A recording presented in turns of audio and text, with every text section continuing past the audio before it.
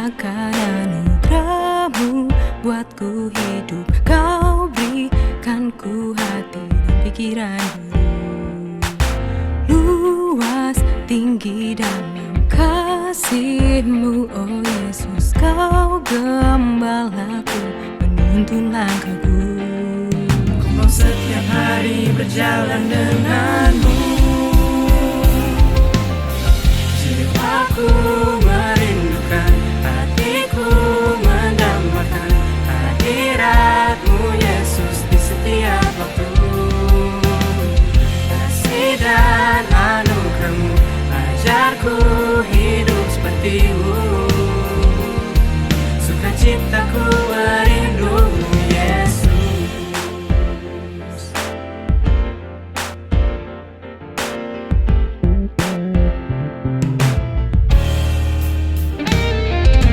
Kediaman-Mu selalu tenangkanku kala hidup haru dalam badai yang menderu.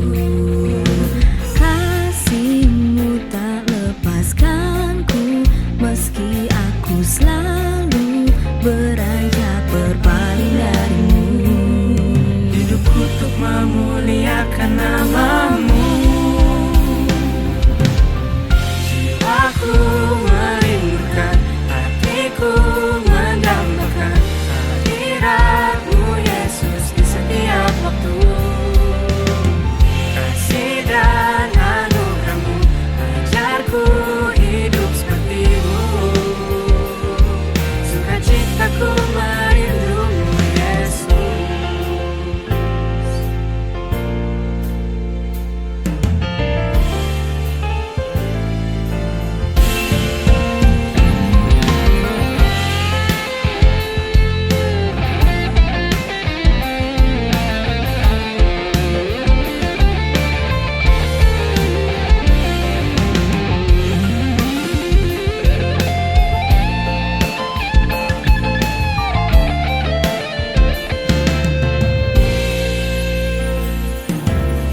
Jiwaku merindukan, hatiku mendambakan Hadirat-Mu Yesus di setiap waktu. Kasih dan anugerah-Mu ajarku hidup seperti-Mu. Sukacitaku merindu-Mu Yesus.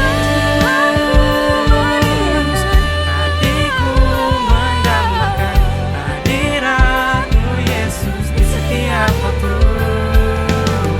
Kasih dan anugerah-Mu ajarku hidup seperti-Mu. Sukacitaku merindu-Mu Yesus. Menyembah-Mu Yesus. Seperti-Mu Yesus.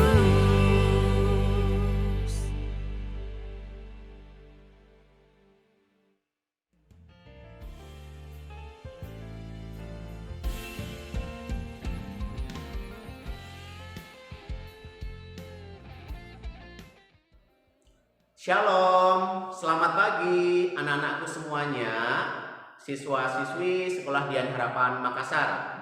Bagaimana kabar kalian hari ini? Tentu ada semangat dan sukacita tersendiri ya mengawali setiap kegiatan kita sepanjang hari ini.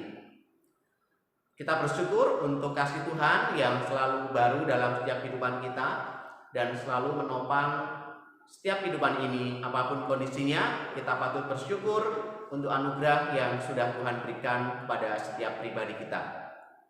Mungkin saat ini kalian ada banyak beban, mungkin banyak sumatif ataupun tugas-tugas yang harus diselesaikan. Mari kita berikan waktu sejenak untuk Tuhan di pagi hari ini. Kita tinggalkan sejenak setiap beban-beban kita dan kita serahkan kepada Tuhan, sehingga Tuhan berkenan hadir menolong kita. Dan pagi hari ini kita akan mengikuti ibadah chapel bersama. Biarlah hati kita, pikiran kita, akal budi kita benar-benar fokus untuk menerima pemberitaan firman Tuhan. Dan biarlah Roh Kudus dari Tuhan turun dalam setiap kehidupan kita. Sebelum kita mulai ibadah pada pagi hari ini, mari kita berdoa. Segala puji dan syukur kami naikkan kehadirat-Mu yang kudus ya Tuhan. Terima kasih kalau pagi hari ini kami anak-anak-Mu senantiasa Tuhan berikan begitu banyak berkat dalam setiap kehidupannya. Dan terlebih pada kesempatan pagi hari ini, Tuhan berkenan dan mengizinkan kami untuk kami boleh mengikuti kegiatan chapel di pagi hari ini, mengawali setiap kegiatan kami. Berkati ya Tuhan, chapel pada pagi hari ini, kiranya Tuhan benar-benar mau hadir dalam setiap kehidupan kami, mengubahkan hidup kami sehingga kami boleh menjadi pribadi yang semakin mengenal Engkau. Terima kasih Bapa, demikian doa-doa kami, hanya dalam nama-Mu kami sudah berdoa. Anak-anakku sekalian, mari kita angkat satu pujian yang berjudul Anugerah Terbesar. Kita tahu dalam setiap kehidupan kita, dari begitu banyak anugerah yang melimpah, hanya anugerah Yesus sendirilah yang Tuhan berikan untuk boleh kita nikmati bersama. Mari kita nyanyikan bersama-sama lagu ini.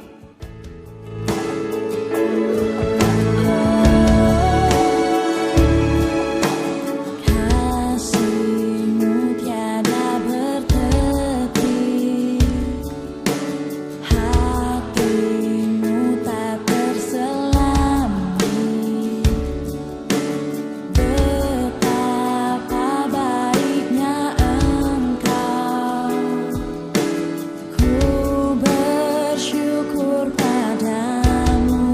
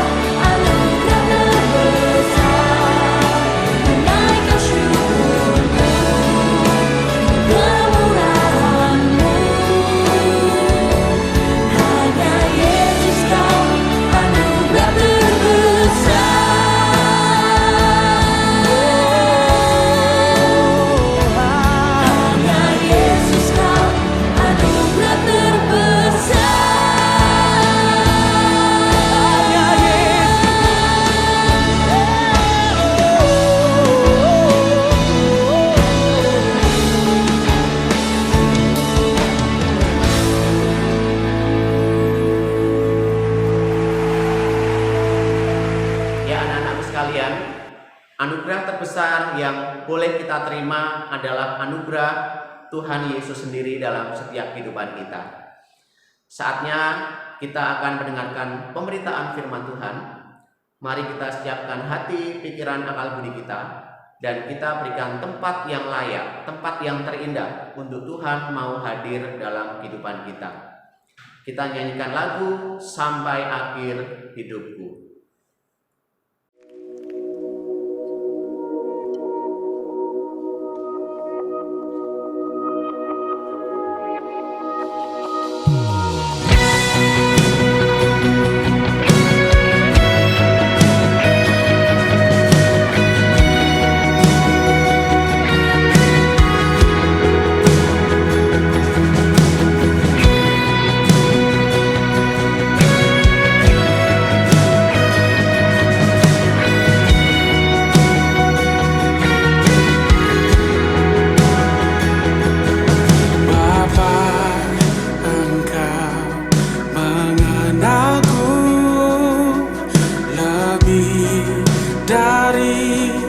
Siapapun engkau tahu ceritaku dan isi hatiku. Tak peduli masa lalu, engkau tetap memilihku. Ubahkan ku, sempurnakan jadi karya yang indah. Kini aku percaya tiada yang mustahil bagimu. Kuasamu kuatkanku, dasarku berharap.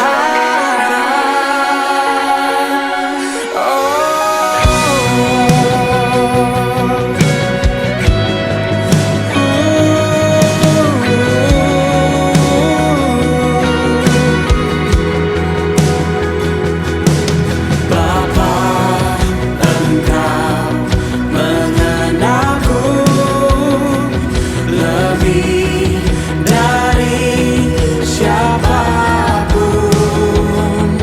Engkau tahu ceritaku dan isi hatiku.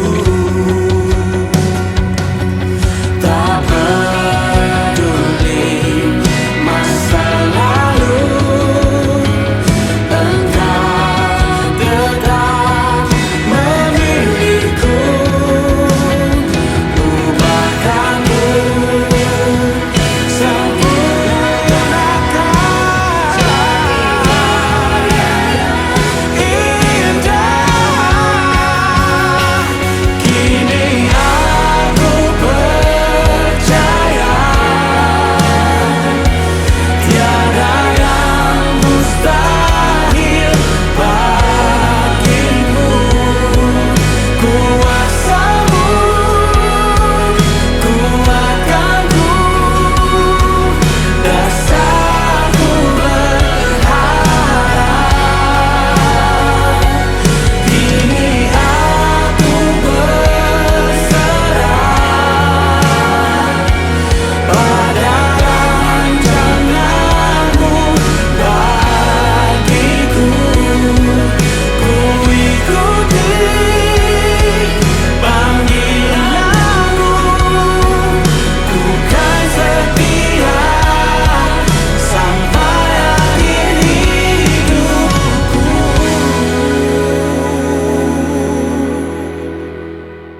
Shalom, salam sejahtera untuk Bapak Ibu Guru dan rekan-rekan siswa yang dikasihi Tuhan.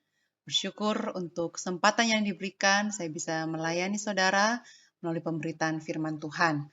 Mari sebelum kita mendengarkan dan merenungkan firman Tuhan, kita berdoa mohon pimpinan Tuhan. Kita berdoa. Tuhan Bapa dalam surga, Bapa yang sungguh mengasihi kami, betapa kami bersyukur untuk penyertaan Tuhan, pimpinan Tuhan, kasih setia Tuhan setiap hari yang kami rasakan hingga saat ini. Terima kasih Tuhan, walaupun sudah setahun kami di rumah untuk belajar, namun tetap kami bersyukur bahwa dalam segala hal Tuhan selalu bersama dengan kami dan Tuhan memimpin hidup kami. Dan tiba saatnya ya Tuhan, kami mau merenungkan kebenaran firman-Mu. Kami mohon biarlah kiranya Roh Kudus-Mu yang berbicara kepada setiap kami, sehingga kebenaran-Mu dinyatakan kepada kami yang mendengarkan. Pakai hamba-Mu yang terbatas, biarlah kiranya firman Tuhan yang diberitakan meninggikan salib Kristus, dan salib Kristus itulah yang meneguhkan kami untuk menjalani hari kami ke depan setiap hari. Terima kasih Tuhan, kami serahkan waktu ini di dalam nama Tuhan kami, Tuhan Yesus Kristus. Amin. Nah, saudara, saya tidak tahu apakah Anda mengenal tokoh ini. Nah, saya yakin sebagian besar kita tidak mengenalnya. Ya, kalau anak-anak muda sekarang mungkin lebih mengenal Lisa Blackpink ya, atau Rose. Nah, saudara, ini adalah seorang peramal atau salah satu peramal yang terkenal di dunia yang bernama Vanga Pandeva ya. Dia meninggal di tahun 1996 di usia 85 tahun. Nah, saudara, mengapa ini dia menjadi terkenal adalah karena ada satu ramalannya yang mengejutkan atau paling mengejutkan dan membuat dia menjadi sangat terkenal, yaitu ketika dia meramalkan tenggelamnya kapal selam nuklir Rusia pada Agustus tahun 2000. Nah, saudara, karena kemampuannya ini akhirnya banyak sekali orang-orang yang terkenal yaitu menemuinya. Karena mereka pengen sekali tahu dengan masa depan mereka. Nah, saudara, Vanga juga meramalkan satu serangan militer yang terkenal sekali yaitu serangan terhadap menara kembar WTC atau WTC ya di New York pada 9 September tahun 2001. Anak-anak yang saat ini sekolah, saya yakin pada saat itu belum lahir ya, karena tahun 2001. Nah, saudara, ramalan itu dibuatnya pada tahun 1989. Jadi cukup jauh jaraknya ya. Dan itu kejadiannya tahun 2001. Nah, yang ramalannya itu berbunyi seperti ini. Dia katakan, mengerikan, mengerikan. Amerika akan jatuh setelah diserang oleh burung-burung baja. Serigala akan melolong dalam semak dan banyak orang tak berdosa menjadi korban. Nah, itu salah satu ramalnya yang terkenal. Nah, rekan-rekan dikasih Tuhan, sebenarnya masih ada nama-nama peramal lain yang terkenal di dunia. Nah, kalau di Indonesia, yang saat ini yang terkenal ya kita tahunya itu ya Mbak Yu ya. Kalau rekan-rekan suka nonton infotainment atau juga kenal dengan Roy Kiyoshi atau Denny Darko. Nah, nama-nama ini yang terkenal di Indonesia atau nama-nama peramal yang terkenal di Indonesia. Nah, ketika di awal tahun 2021, Mbak Yu ini meramalkan beberapa hal yang sebenarnya mengejutkan juga. Misalnya, dia meramalkan bencana alam di Indonesia. Ya, akan terjadi bencana-bencana alam di Indonesia. Kemudian dia juga meramalkan kecelakaan transportasi umum. Nah, saudara, mungkin kita ingat ketika awal tahun kita sudah dikejutkan dengan hilang kontaknya pesawat Sriwijaya. Dan ternyata juga bahwa memang pesawat itu jatuh. Kemudian sekarang ini yang lagi menjadi berita yaitu hilang kontak kapal selam Nanggala, dan sekarang juga ternyata sudah ditemukan ya bahwa ternyata kapal itu hancur dan tenggelam. Nah, itu tentu saja mengejutkan orang ketika diramal bahwa nanti ada kecelakaan transportasi umum. Kemudian dia juga meramalkan artis yang cerai, artis yang narkoba, artis yang meninggal, dia sebutkan inisialnya ini dan ini. Kemudian dia juga meramalkan COVID yang belum berakhir di tahun 2021 ini. Nah, sebenarnya memang profesi peramal ini paling dicari di pergantian tahun atau setiap pergantian tahun. Nah, tetapi yang menjadi pertanyaan adalah apakah mereka semuanya ini memang tahu apa yang akan terjadi di masa depan? Karena kenyataannya si peramal sendiri sering mengatakan bahwa semoga ramalan yang buruk saya ini tidak terjadi. Ya, dia sering mengatakan itu. Berarti maunya yang baik-baik saja yang terjadi. Nah, artinya bahwa jelas sekali bahwa sebenarnya dia tidak tahu apa yang sungguh-sungguh akan terjadi. Karena memang tidak ada seorang pun atau tidak ada satu manusia pun yang tahu apa yang akan terjadi di masa yang akan datang. Bahkan 1 detik kemudian pun kita tidak tahu. Bisa saja tiba-tiba dapat kabar bahagia ya dalam waktu 1-2 detik ke depan. Atau kita mendengarkan kabar duka, kabar sedih. Atau bisa jadi tiba-tiba terjadi hal-hal yang tidak diinginkan, kecelakaan, bahkan meninggal. Tidak seorang pun yang tahu. Nah, rekan-rekan dikasih Tuhan, karena itu kita tahu bahwa ada satu pribadi yang paling tahu dan dia saja yang tahu akan segala sesuatu. Yang kita katakan bahwa dia adalah Allah yang Maha Tahu. Tidak seorang pun manusia tahu apa yang akan terjadi. Bahkan iblis pun tidak tahu. Malaikat pun tidak tahu. Hanya Allah yang Maha Tahu. Yang tahu apa yang akan terjadi. Nah, hari ini kita belajar tentang kemahatauan Allah atau Allah yang Maha Tahu atau kalau bahasa Inggrisnya yaitu omniscience. Apa sih sebenarnya artinya Allah yang Maha Tahu? Artinya adalah Allah mengetahui dan Allah mengerti segala sesuatu dengan sempurna. Ya, dengan sempurna. Nah, untuk kita belajar mengerti atau mengenal kemahatauan Allah, kita membagi dengan 2 hal, ya. Yaitu yang pertama, bagaimana sih Allah mengetahuinya? Dan yang kedua, apa saja yang diketahui Allah? Nah, saudara, kita lihat dulu yang pertama. Bagaimana Allah mengetahuinya? Nah, dari sisi bagaimana Allah tahu, pengetahuan Allah itu bersifat kekal. Artinya tidak melalui proses belajar, tidak melalui pengalaman. Jadi, Allah tidak perlu melalui proses belajar dan dia tidak perlu berusaha untuk mengetahui sesuatu.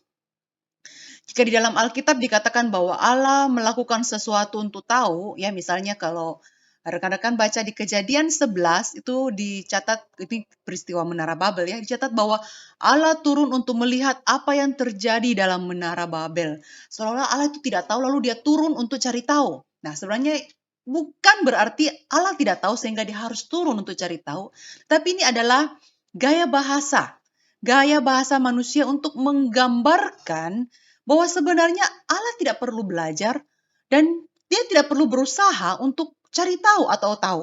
Karena memang pengetahuan Allah bersifat kekal. Nah, rekan-rekan, inilah yang menjadi perbedaan besar dan antara pengetahuan Allah dan pengetahuan kita sebagai manusia. Pengetahuan manusia atau kita menjadi tahu sesuatu itu karena melalui proses belajar. Atau karena melalui pengalaman. Misalnya, kenapa kita tahu bahwa bumi ini bulat? Karena kita mempelajarinya.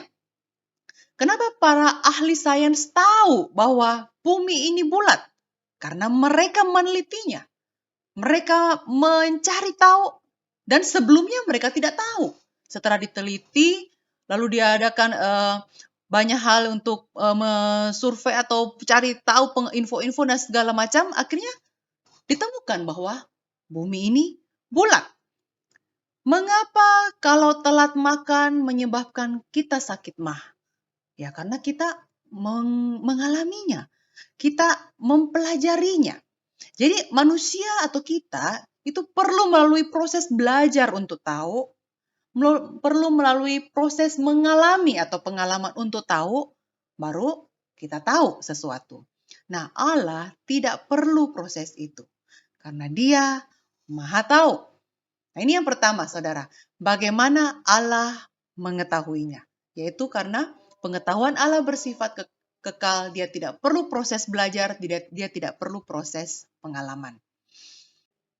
Nah, kemudian kita lihat yang kedua. Apa saja yang diketahui Allah? Atau cakupan pengetahuan Allah. Nah, dari sisi cakupan atau apa saja yang diketahui Allah yang Maha Tahu ini, kita bagi 2 lagi. Yaitu Allah tahu diri Allah sendiri, kemudian Allah tahu segala sesuatu di luar dirinya. Ya, ini bisa merujuk kepada hal-hal yang benar-benar terjadi, atau hal-hal yang hanya kemungkinan terjadi, tapi tidak terjadi. Nah, kita lihat satu-satu ya. Nah, saudara, di dalam 1 Korintus 2 ayat 11 dituliskan, tidak ada orang yang tahu apa yang terdapat di dalam diri Allah selain Roh Allah. Jadi, tidak ada yang bisa mengenal Allah dengan sempurna selain Allah sendiri. Kita mengenal Allah sebatas apa yang Allah nyatakan, sebatas Allah memperkenalkan dirinya. Misalnya, Allah memperkenalkan dirinya melalui penciptaan.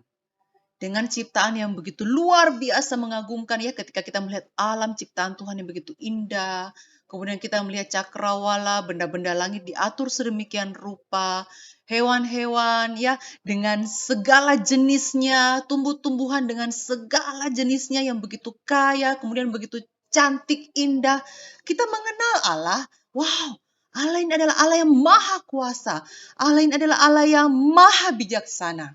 Jadi Allah memperkenalkan dirinya melalui ciptaan dan dari sana kita mengenal Allah. Lalu kemudian Allah juga memperkenalkan dirinya melalui firman Tuhan yang kita kenal dengan Alkitab. Kita lebih banyak lagi mengetahui tentang Allah, tentang perbuatannya, tentang kasihnya, tentang keadilannya, dan karya keselamatannya melalui Tuhan Yesus Kristus. Tetapi pengetahuan dan pengenalan kita tentang Allah ini tetap terbatas. Karena apa, saudara? Karena tidak mungkin yang terbatas ini, kita yang terbatas ini, mengenal secara sempurna Allah yang tak terbatas. Tidak mungkin. Sesama keluarga kita saja, ya masih ada hal-hal yang kita tidak tahu, bukan? Karena memang kita tidak maha tahu. Anggota keluarga kita yang tinggal serumah dengan kita, yang tiap hari bicara dengan kita tidak semuanya tahu tentang dia. Karena memang kita tidak maha tahu. Jadi hanya Allah yang maha tahu dan mengenal dirinya dengan sempurna. Nah, jadi yang pertama adalah bagaimana Allah mengenal dirinya sendiri. Kemudian apa yang Allah ketahui adalah juga hal-hal di luar dirinya. Nah, segala sesuatu yang berada di luar diri Allah, Allah juga tahu. Untuk memudahkan kita memahaminya, kita bagi lagi ya saudara ya. Ini kita bagi-bagi supaya bisa lebih memahami. Yang pertama adalah hal-hal yang benar-benar terjadi. Yang kedua, hal-hal yang hanya sifatnya kemungkinan. Nah, misalnya begini. Allah mengetahui hal yang benar-benar terjadi atau aktual yang ada. Yaitu misalnya mengenal semua ciptaannya. Nah, saya bacakan dalam Ibrani pasal 4 ayat yang ke-13. Di situ dikatakan, dan tidak ada suatu makhluk pun yang tersembunyi di hadapannya. Sebab segala sesuatu telanjang dan terbuka di depan mata Dia, yang kepadanya kita harus memberikan pertanggungan jawab. Jadi Allah mengenal semua ciptaannya, tidak ada yang tersembunyi. Allah tahu, ini yang benar-benar ada. Kemudian Allah juga tahu masa depan kita. Dalam Yesaya 46 ayat 9 sampai 10 dikatakan, ingatlah hal-hal yang dahulu dari sejak purbakala, bahwasanya akulah Allah dan tidak ada yang lain. Akulah Allah dan tidak ada yang seperti aku, yang memberitahukan dari mulanya hal yang kemudian dan dari zaman purbakala apa yang belum terlaksana, yang berkata, keputusanku akan sampai dan segala kehendakku akan kulaksanakan. Jadi Allah tahu apa yang akan terjadi. Allah tahu apa yang menjadi masa depan setiap pribadi, setiap kita. Allah tahu, itu belum terjadi, tetapi Allah tahu. Oh, luar biasa, saudara. Apalagi yang Allah tahu? Allah tahu kebutuhan kita yang tidak terkatakan atau belum kita katakan. Matius 6 ayat 8. Yesus mengatakan, Bapamu mengetahui apa yang kamu perlukan sebelum kamu minta kepadanya. Wow, luar biasa. Ya, nah saudara, kalau kita ini sebagai manusia, kita ini minta dulu, baru orang yang kita minta, kita baru ngerti apa yang kita mau. Anak-anak ya, contohnya anak saya saja ya. Kadang kalau dia mau sesuatu, dia tidak ngomong, dia hanya nangis. Saya tidak mengerti apa yang dia mau. Dia harus bicara, dia harus kasih tahu, baru saya mengerti. Itu kita manusia. Tapi Allah mengerti dan tahu apa yang kita butuhkan, bahkan sebelum kita minta. Luar biasa. Nah, saudara, kemudian kalau kita baca dalam Mazmur 139, maka kita akan tahu bahwa pemazmur mengetahui bahwa Allah itu mengenal pikiran manusia. Dalam ayat yang kedua, Engkau mengerti pikiranku dari jauh. Wah, kemudian Allah juga mengetahui kata-kata yang belum diucapkan di dalam ayat yang keempat. sebelum lidahku mengeluarkan perkataan. Sesungguhnya semuanya telah Engkau ketahui ya Tuhan.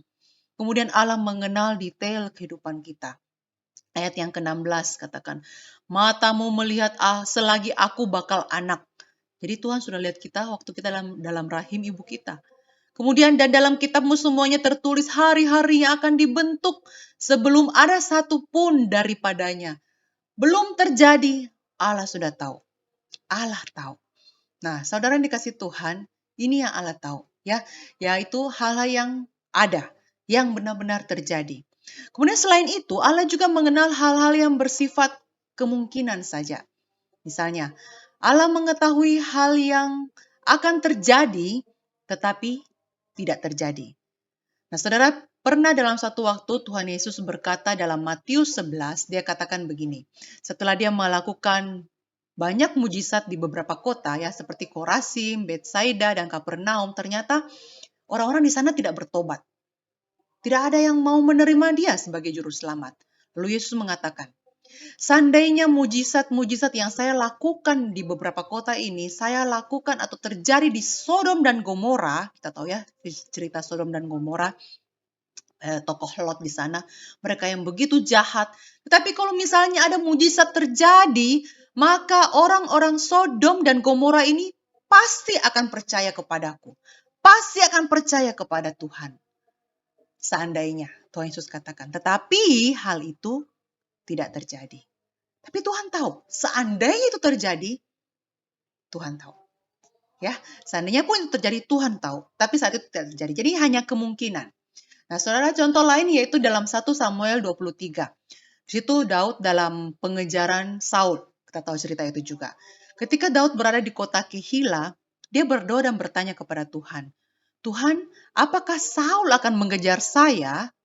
Tuhan menjawab, ya, Saul akan mengejar kamu. Terus Daud tanya lagi, apakah penduduk kota Kehila ini juga akan menyerahkan saya kepada Saul? Kalau mereka tahu saya ada di sini, Tuhan jawab, ya, mereka akan menyerahkan kau kepada Saul. Lalu apa yang dilakukan Daud? Daud akhirnya memutuskan melarikan diri dari kota Kehila. Sehingga tidak terjadi apa yang dikhawatirkan oleh Daud. Karena dia sudah melarikan diri. Ya, jadi saudara bisa mengerti kemungkinan itu. Kalau saya di sini, saya akan diserahkan. Tuhan bilang, iya. Penduduk ini akan menyerahkan kepada Saul? Iya. Wah, kalau gitu saya melarikan diri. Sehingga tidak terjadi. Nah, saudara, dari sini kita tahu bahwa hal-hal yang seharusnya terjadi, tetapi kenyataannya tidak terjadi, Allah juga tahu. Dan itu hanya sebagai sebuah kemungkinan. Nah, saudara dikasih Tuhan, dari kebenaran ini kita mengetahui bahwa Allah yang kita sembah, Tuhan yang kita sembah adalah Tuhan yang mengenal segala sesuatu. Dia mengenal kita secara pribadi, detail hidup kita, apa yang sudah kita lakukan, yang kita sedang lakukan ataupun akan kita lakukan, apa yang akan kita katakan, apa yang kita pikirkan. Dia mengenal semua ciptaannya, dia tahu yang sudah terjadi, sedang terjadi, dan akan terjadi. Karena dia adalah Allah yang Maha Tahu. Lalu ini merupakan peringatan sekaligus penghiburan bagi kita. Nah, peringatannya apa? Saudara, ini menjadi peringatan karena dimanapun kita berada, apapun yang kita pikirkan dan apapun yang kita simpan dalam hati kita, Allah tahu. Ketika kita sembunyi-sembunyi melakukan dosa, kita pikir tidak ada yang lihat. Memang sih benar-benar tidak ada orang yang lihat. Tetapi Allah melihatnya. Allah mengetahuinya. Kita sembunyi-sembunyi buka link porno. Link yang tidak pantas. Foto-foto yang tak senonoh. Ya, orang tidak lihat. Tapi Tuhan lihat dan Tuhan tahu. Kita sembunyi-sembunyi berlaku curang. Sembunyi-sembunyi tidak jujur. Orang tidak tahu. Tidak ada yang tahu. Tuhan tahu. Kebencian dan dendam di dalam hati kita, tidak ada orang tahu. Tuhan tahu. Pikiran-pikiran kotor dalam pikiran kita, rencana-rencana jahat, walaupun belum dilakukan, tidak ada orang tahu. Tetapi Tuhan tahu. Jadi artinya apa? Ini menjadi peringatan bagi kita bahwa tidak ada yang tersembunyi di hadapan Allah. Tuhan lihat semua, Tuhan tahu semua. Dan kita akan mempertanggungjawabkannya di hadapan Tuhan suatu hari kelak. Ini yang pertama, saudara. Pengetahuan atau pengenalan kita tentang kemahatauan Allah menjadi peringatan bagi kita. Tapi yang kedua, pengetahuan dan pengenalan kita tentang kemahatauan Allah juga menjadi penghiburan bagi kita. Kenapa menjadi penghiburan bagi kita? Karena apapun yang akan terjadi dan akan terjadi dalam hidup kita, Allah sudah tahu sebelumnya. Jadi apa yang akan terjadi dan yang akan terjadi dalam hidup kita secara pribadi ataupun secara umum di luar kita, Tuhan tahu. Tuhan memegang masa depan kita. Tuhan Yesus begitu mengasihi kita dan telah menyelamatkan kita dari dosa melalui pengorbanannya di kayu salib. Dia telah mengalahkan ketakutan terbesar kita, yaitu kematian, melalui kebangkitannya, dan baru saja kita merayakan Paskah. Maka dengan itu, percayalah bahwa Tuhan Yesus pun menyertai hidup kita setiap hari.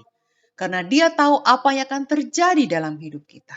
Nah, saudara, saya pernah jelaskan akan hal ini. Kalau Tuhan sudah memberi yang terbesar bagi kita, maka percayalah bahwa hal-hal yang kecil pun Tuhan jaga. Tuhan pelihara kita. Kalau Tuhan sudah memberikan nyawanya bagi keselamatan kita, maka percayalah hidup kita di tangannya. Saudara, ini adalah penghiburan yang sangat besar bagi kita. Bahwa kita harus mempercayakan hidup kita kepada Kristus.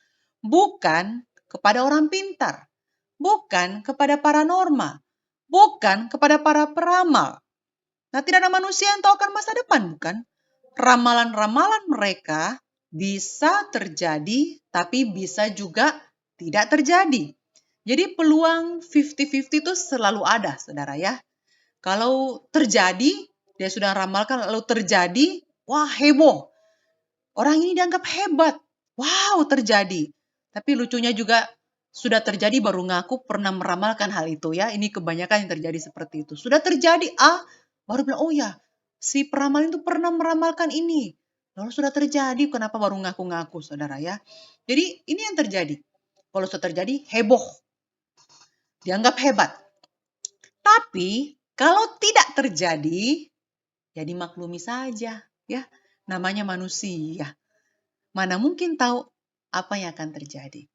Nah, saudara coba perhatikan isi ramalan-ramalan mereka. Ramalan mereka ini seringkali tidak jelas ya. Dalam arti tidak menyebutkan secara spesifik kapan, di mana, siapa, apa yang akan terjadi. Kesannya itu ambigu atau artinya bisa ditafsirkan banyak hal ya. Kalimat ini ya seperti tadi ya, Amerika akan jatuh dengan burung-burung angkasa. Apa sih burung-burung angkasa? Ya orang pikirnya pesawat. Iya, bisa juga roket, saudara ya. Jadi ini ambigu sekali atau bisa ditafsirkan apa saja. Jadi tidak jelas. Kemudian bisa ditebak-tebak saja. Ya orang hanya menebak-nebak, oh ini lalu dicocok-cocokkan. Ya ini ramalan jangan-jangan ini, ramalan jangan-jangan ini. Atau biasanya juga kayak yang terjadi oleh Mbak Yu itu, dia hanya kasih inisial. Inisial A, inisial S, inisial O. Waduh, banyak sekali orang punya nama inisial itu. Dan semua orang bisa saja kena atau diramalkan seperti itu. Nah, jadi lagi pula, apa sih untungnya kita tahu masa depan kita? Saudara, apa asiknya sih kalau nonton film yang kita sudah tahu ceritanya atau sudah tahu akhirnya? Saudara mau nonton film, tapi orang di samping saudara ya ceritain filmnya. Nanti ya, kamu lihat tuh penjahatnya ya, matinya dengan cara gini. Atau kalau misalnya lagi diramal nih, lagi diperkirakan siapa ya penjahatnya ini?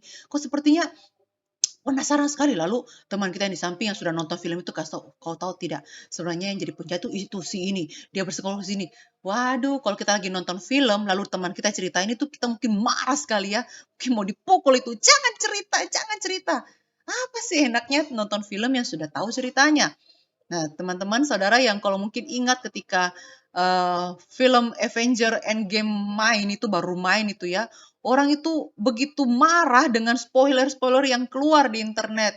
Bahkan pernah kejadian orang lagi antri mau beli tiket, orang yang satu orang kalau tidak salah ya, yang sudah nonton itu ngomong, Wah, si Black Widow-nya mati.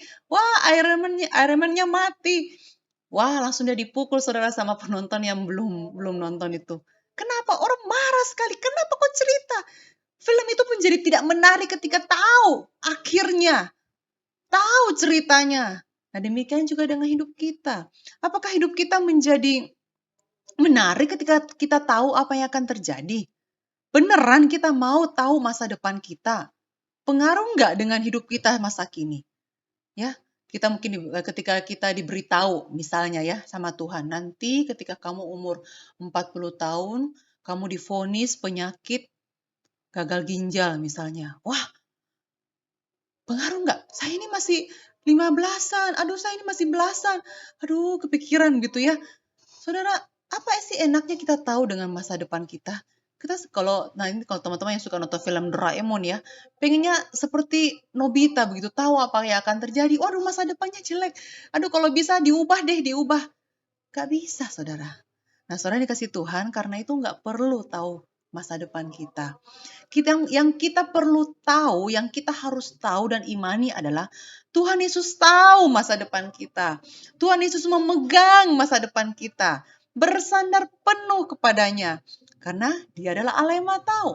Sehingga apapun yang terjadi di dalam hidup kita, bahkan mungkin pada saat hal yang buruk terjadi dalam hidup kita, kita bertanya, Tuhan, kenapa? Tuhan, saya tidak mengerti. Tetapi rekan-rekan, percaya penuh kepada Dia, kepada Kristus yang Maha Tahu. Walaupun saat itu kita tidak mengerti, walaupun saat itu kita mungkin rasa marah sekali, kita bertanya, Tuhan kenapa ini menimpa saya? Tuhan kenapa ini terjadi kepada saya, kepada keluarga saya, orang yang saya kasih, dan semua segudang pertanyaan kita. Kita bertanya kepada Tuhan, tidak apa-apa, tanyakan saja. Tapi mari kita melangkah dengan langkah iman ke depan. Tuhan, saya mau percayakan masa depan saya kepadamu. Walaupun saat ini saya tidak tahu atau saya masih belum mengerti, saya sulit mengerti. Saya mau percayakan kepada Engkau Tuhan.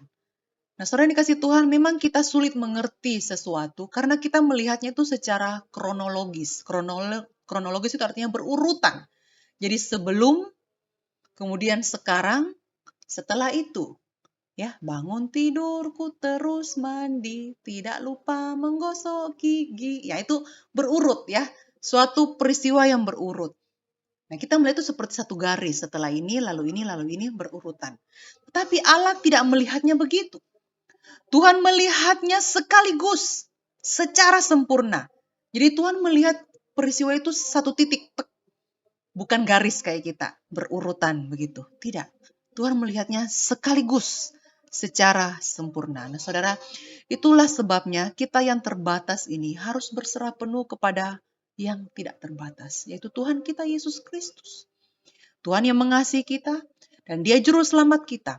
Dan percayalah, rencananya indah dalam hidup kita.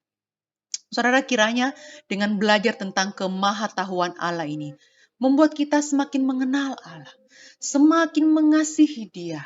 Bahwa saya mau hidup untuk Engkau ya Tuhan. Engkau tahu hidup saya sehingga saya harus menjaga hidup saya dengan baik, berkenan di hadapan-Mu. Dan Engkau tahu hidup saya Tuhan, maka saya mau serahkan seluruh hidupku kepadamu. Amin. Mari kita berdoa bersama. Tuhan Bapa dalam surga, kami sungguh bersyukur kepadamu. Karena Engkau adalah Allah yang Maha Tahu. Engkau mengerti seluruh kehidupan kami. Seluk-beluk kehidupan kami, detail kehidupan kami, bahkan yang belum terjadi di hadapan kami, Engkau tahu. Tuhan, oleh karena itu kami mau berserah penuh hanya kepadamu. Biarlah ketika kami semakin mengenal bahwa Allah yang kami sembah, Allah yang kami percaya adalah Allah yang Maha Tahu. Kami mau menyerahkan hidup kami secara penuh. Ini adalah penghiburan dan kekuatan bagi kami. Dan juga sekaligus menjadi peringatan bagi kami ya Tuhan. Bahwa Tuhan mengetahui apa yang kami pikirkan, apa yang kami rasakan, apa yang belum kami ucapkan, apa yang kami rencanakan, bahkan apa yang kami lakukan di tempat-tempat tersembunyi. Tuhan tahu. Oleh karena itu Tuhan, ketika kami mengenal Tuhan yang Maha Tahu itu, kami menjaga hidup kami kudus di hadapan Tuhan. Terima kasih Tuhan. Karya salib yang sudah menebus kami, menyelamatkan kami. Biar itu terus menjadi kekuatan bagi kami untuk menjalani hidup kami ke depan hari demi hari. Terima kasih Tuhan. Berkati setiap guru-guru dan anak-anak siswa yang sudah mendengarkan kebenaran firman-Mu ini. Tuhan pimpin hidup setiap mereka. Di dalam nama Tuhan kami Yesus Kristus, Tuhan yang mengasihi kami, Allah yang Maha Tahu, kami percayakan hidup kami dan kami serahkan doa ini ke dalam tangan Tuhan. Amin. Terima kasih. Tuhan Yesus memberkati kita semua.